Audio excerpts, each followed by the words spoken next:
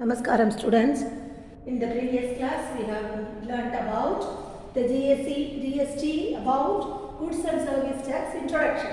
Now we are going to learn in detail. So GST is an indirect tax. Already I have told you it is an indirect tax. It's levied on the goods and services across the country. Isn't it? It is a comprehensive tax. And it is multi-stage. Already I have told you, while purchasing the raw material, manufacturer want to pay the tax and buy goods, and wholesaler, he wants to sell to the wholesaler. Again the wholesaler want to pay the tax and buy, and again while selling, the wholesaler selling to the retailer. In each and every stage there is a stage.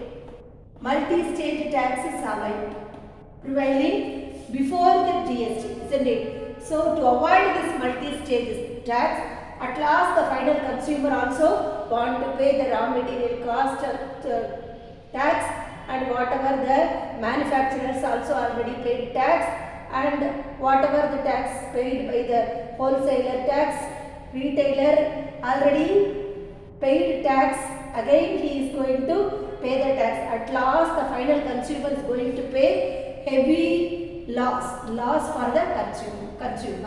So to avoid this multi-stage of loss, multi-stage of tax, there is only one tax, GST was introduced. Then now we are going to discuss about the destination based. What is meant by destination based? That is, you can consider goods manufactured in Maharashtra and sold to final consumer in Karnataka. Sold to final consumer in Karnataka, you can think that since the goods and service tax is levied at the point of consumption, the entire tax revenue will go to the Karnataka, not the Maharashtra. That is called destination based. Where the goods is reached, there the tax will be collected. Then already we have seen that value addition. Already I have explained to you about the flour and wheat, sugar, biscuit company manufacturing. So in each and every stage, after there is a value addition, each and every value is adding, the cost of goods is getting raised. So at last the final consumer, there is a cost of the biscuit packet, the cost is only 10 rupees, whereas the consumer is going to get the biscuit packet at rupees 20 or 25 rupees. So for all this, tax will be in the head of the consumer. Then the GST are divided into three: CGST and SGST and IGST. Central government will collect CGST, central goods and services collected by central government on an intra-state sale. Intra-state sale means within the state, within Tamil Nadu, within Maharashtra, within Karnataka, whatever it may be, intra. So that is called within the state. Then SGST means within the Tamil Nadu, within the transaction within the Tamil Nadu. So both are same only, it looks like both are same, but there is an explanation. I will give you the explanation. And IGST, that is the integrated states, that we call it, here we call it as a intra-state. Inside Tamil Nadu or within Tamil Nadu, both the tax is applicable. And then here interstate. Interstate means beyond that two sales it is in the Punjab to Tamil Nadu. So the state from another state, that is called interstate. It is collected by the integrated sales tax. So in the integrated goods and service tax, integrated goods and service tax. Now let me explain a situation for CGST. For example, you can take, let's suppose have a Rajesh, he is a dealer in Maharashtra who sold goods to Anand in Maharashtra. So worth of rupees 10,000 rupees goods he is selling to Rajesh is selling the goods to Anand in Maharashtra. So what is applicable? So what the Anand, whatever the tax is going to both the central government and also the state government. how the GST rate, how much rupees. For example, you can take 10,000 rupees goods he is selling. So he wants to pay 18% GST, isn't it? So interstate tax is 18%. For that, it comprises CGST rate is 9%. So CGST is 9%, SGST is 9%. So how much the dealer want to give? The dealer collects the 1,800, out of which 900 will go to the central government. The dealer will collect 1,800, isn't it? Then 900 will go to the central government and 900 will go to the state government. So this is how the interstate act is doing collecting the tax. Now let us see integrated goods and services. See, let me have another example. Under GST, SGST is a tax levied on interstate supplies. Both goods and services by state government will be governed by the SGST Act, isn't it? So CGST will also levy on the same intrastate supply, but it will be governed by the central government. Then let us have another example. Suppose another example I will tell you. For example, you can have a dealer in the Maharashtra, the same dealer in Maharashtra selling the goods to Karnataka. What will happen? He wants to give the money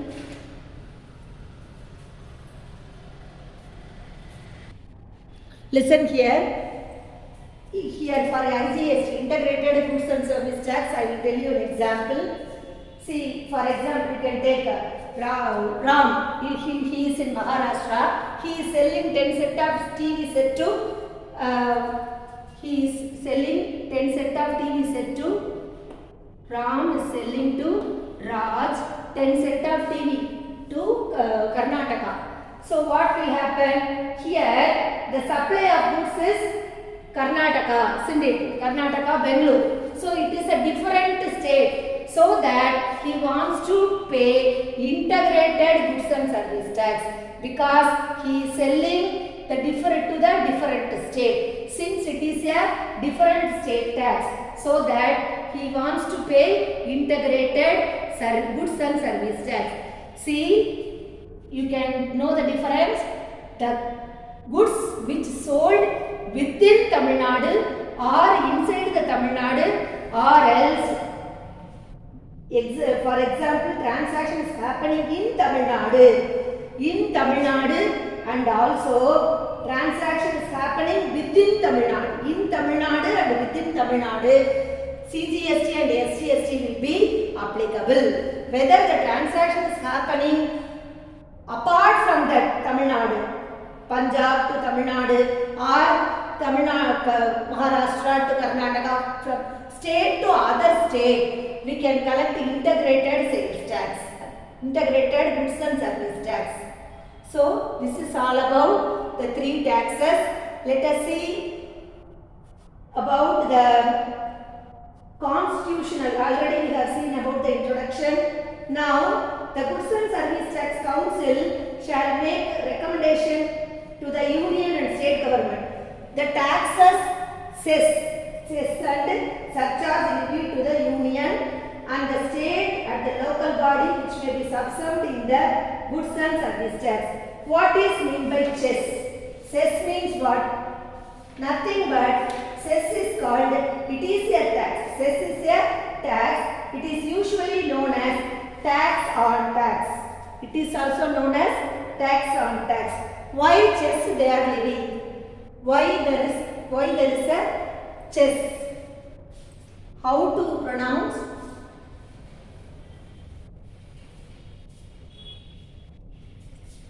Cess. How to say this is?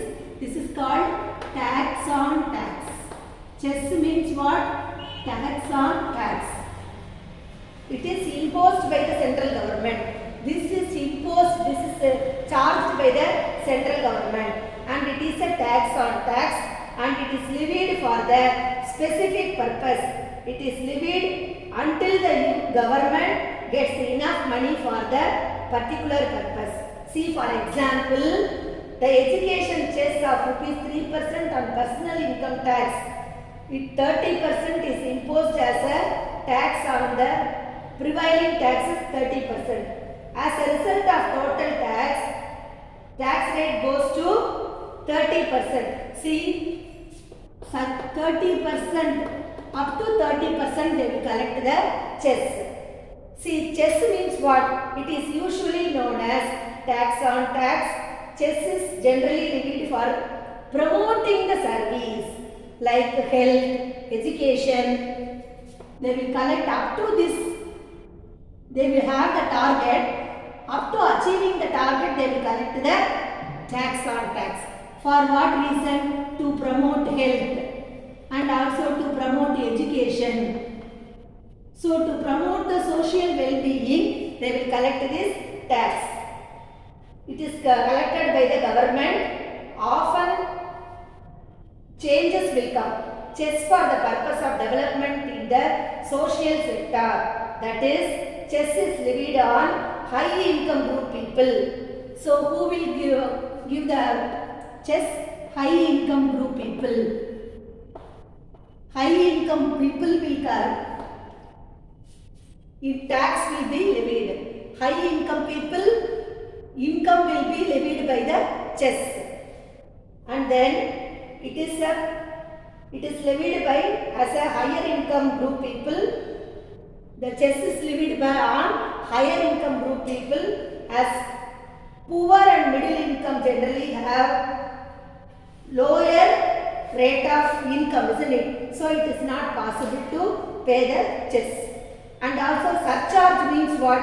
About this detailed explanation will be given by in your BCom third semester. You can learn about this one. Just you can know, chess means it is a tax on tax. It is imposed by the central government and it is levied by, it is paid by the higher income group people because to promote the social well-being.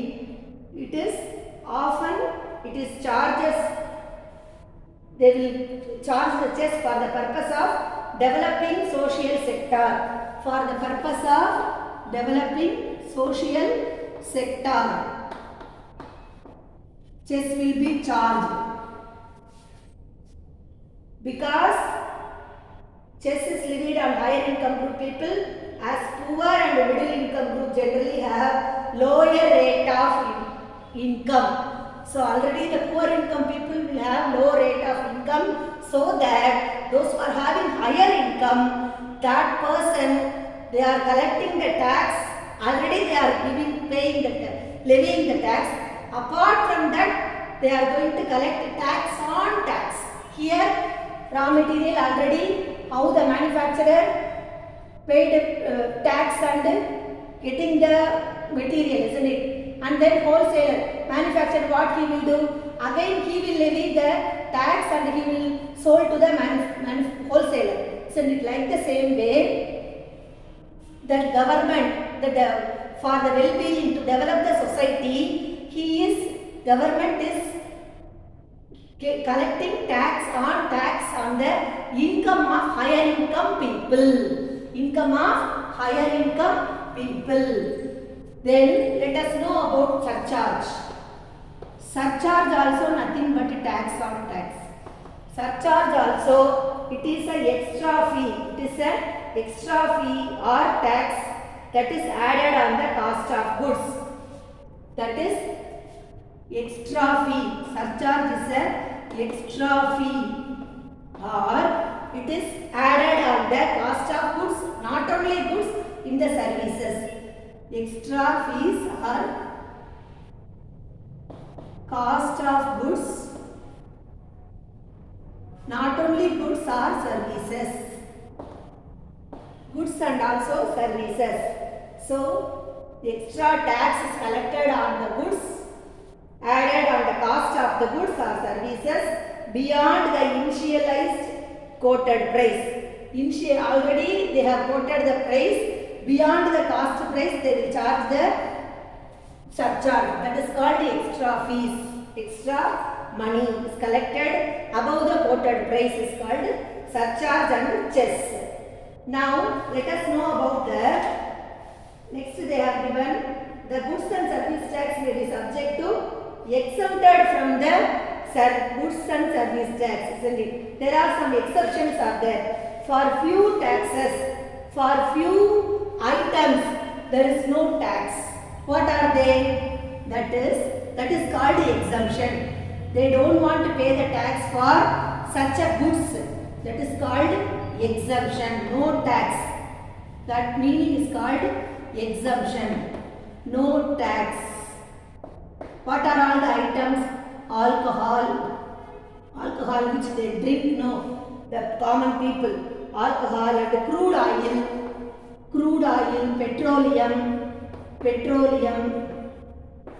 petroleum, then next one is, then natural gas,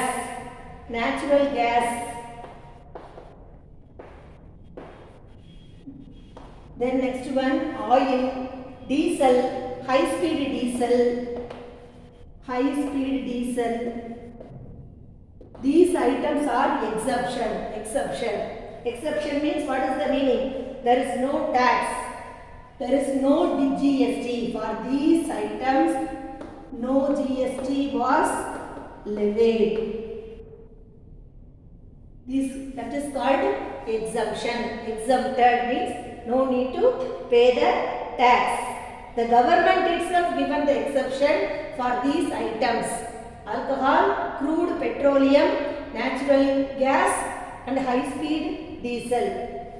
These are all exemptions. Then let us know about the place of supply. According to Article 269, what is meant by place of supply? We can know about this.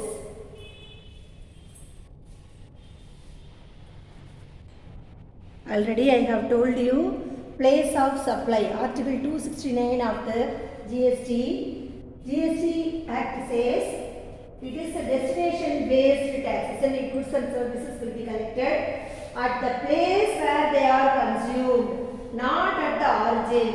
So the state where they are consumed will have the right to collect GST. So this in turn makes the concept of place of supply. What is meant by the concept of place of supply? You should understand the crucial under the GST as all the provisions of GST is revolve around it.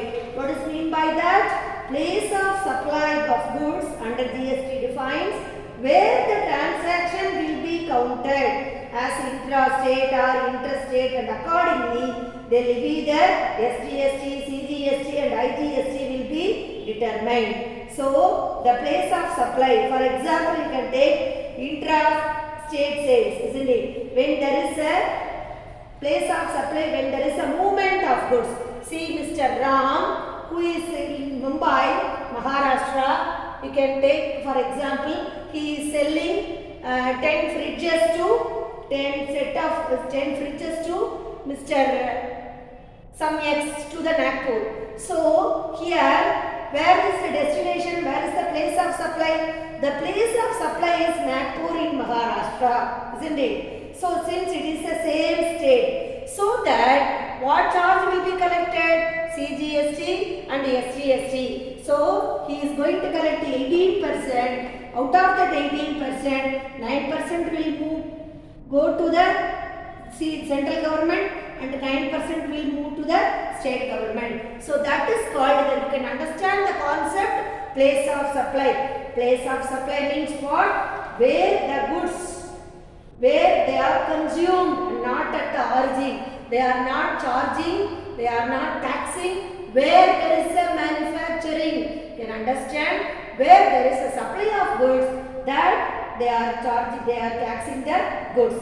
So that state where they are consumed will have to have the rights to collect the GST. So that state, it is intra-state, isn't it? So that the same state, so what the place of supply is Nagpur, there is a same state. Since it is a, they have to pay, collect, the same state can collect CGST and also SGST. Then come to intra-state. Already I have told you destination based. The same concept will apply in the place of supply also. So interstate.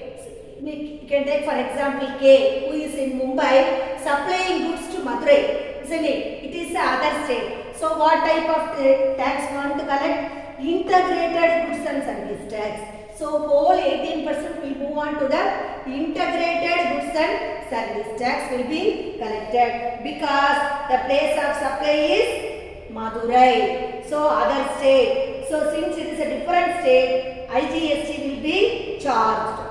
So now we can know about place of supply. Next let us move on to the what are all the exemptions we have seen. Now we are going to see about the threshold limit. What is the origin? So at present what is the origin? What is the threshold limit we are going to see. At present threshold limit means origin.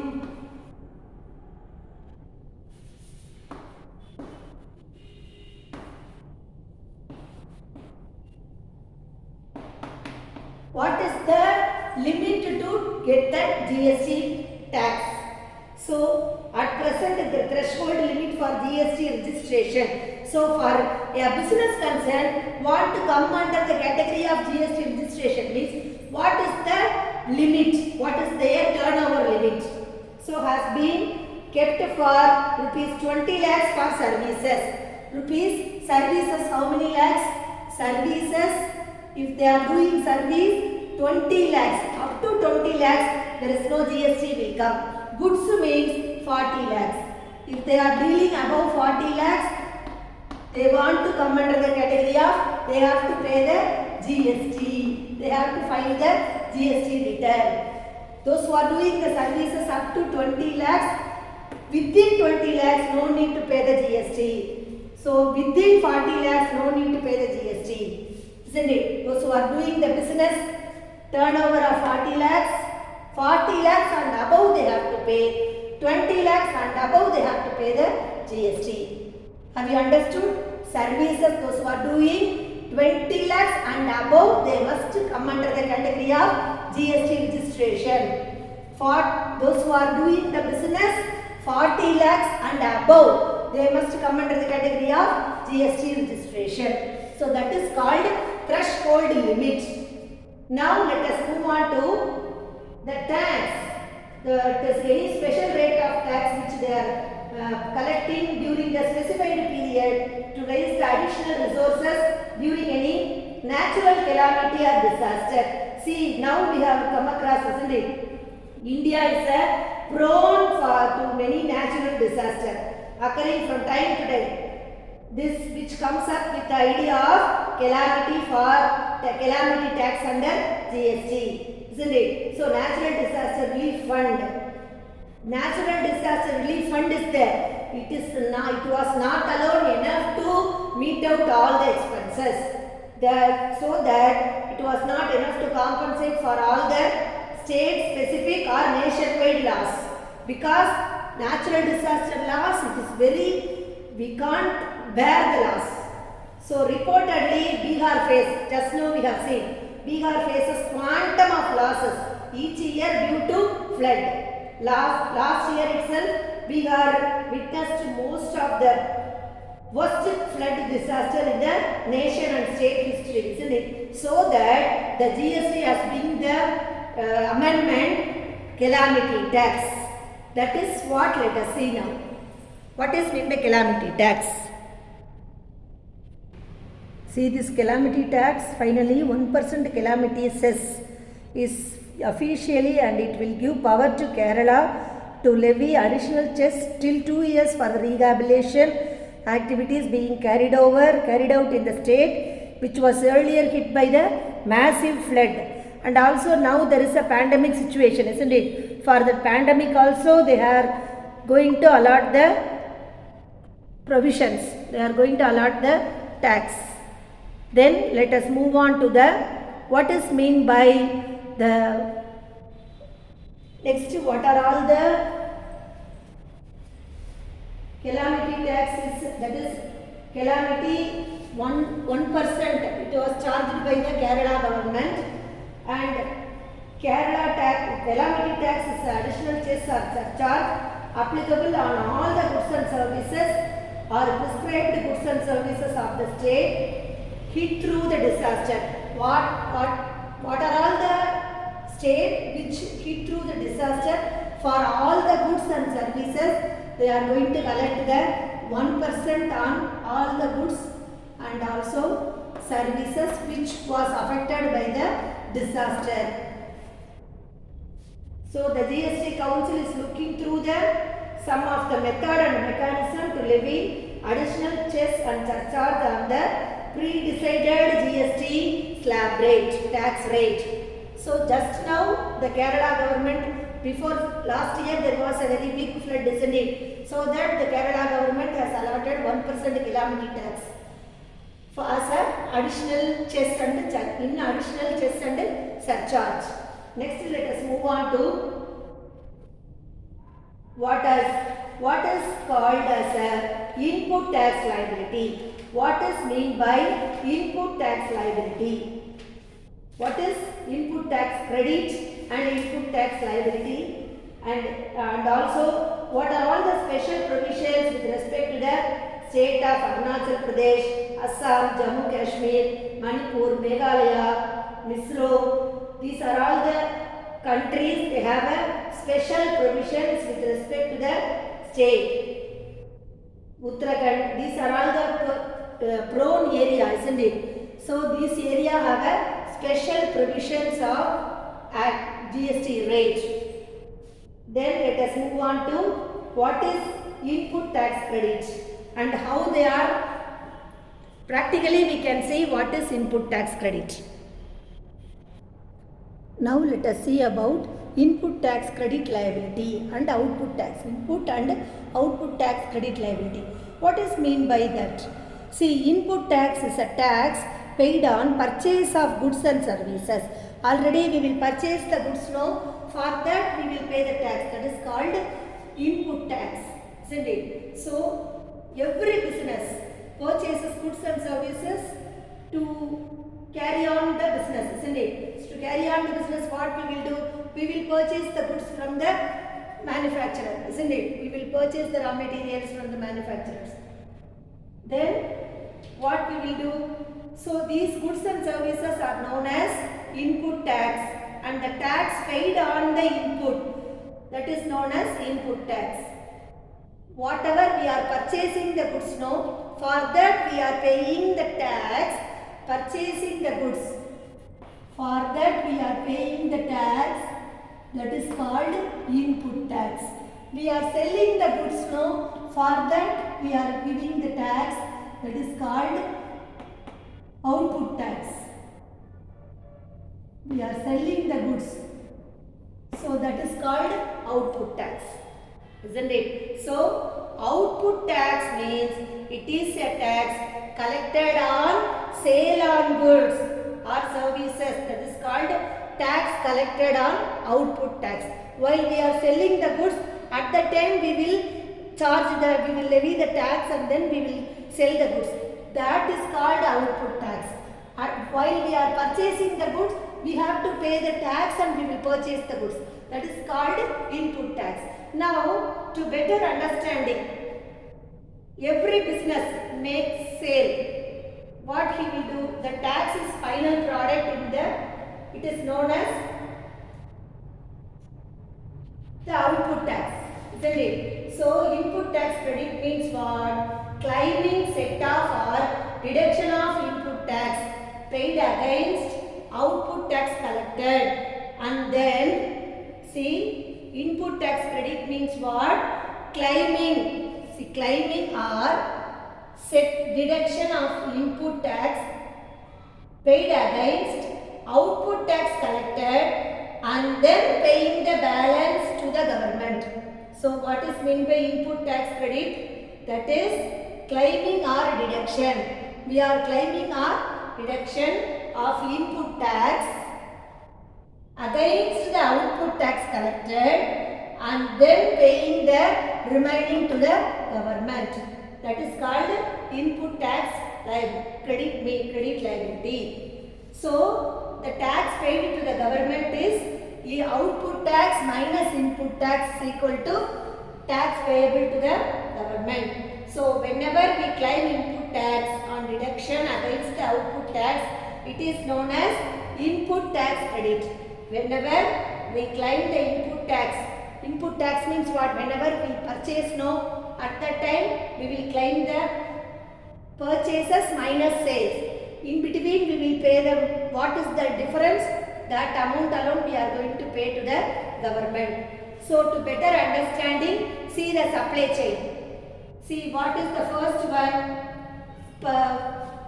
Cost of goods, the manufacturer want to pay rupees 100 and he is going to bring the raw materials, and then he already while purchasing the raw materials there is a GST, he paid the GST and purchased the raw material, and he is going to sell the goods at 1180, isn't it? So what was the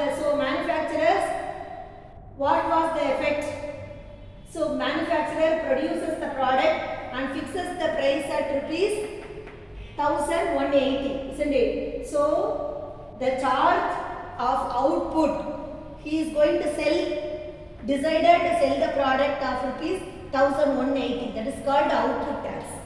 So the charge of output GST at rupees 18%, 1180, isn't it? So which the price is 1180. Here in this case, manufacturer being a first stage distributor, he is going to distribute to the public, isn't it? So he is the first distributor, so that he does not have any input. He does not have any input tax, so he can't claim any credit of any input tax paid. He is not going to pay from anywhere. He purchased raw material, that's all. So he is a manufacturer. He is a manufacturer. He is not going to sell the goods to anywhere. So he can't claim any credit of any input tax. So delivery, so that the output tax collected from the wholesaler will be payable to the government. So he decided to sell the goods at 1180. So what is that difference? 180 rupees, isn't it? Cost is 100 rupees. He paid GST 180. Here manufacturer being the first stage distributor, so he does not have any input tax, so he cannot claim credit of any input tax, so that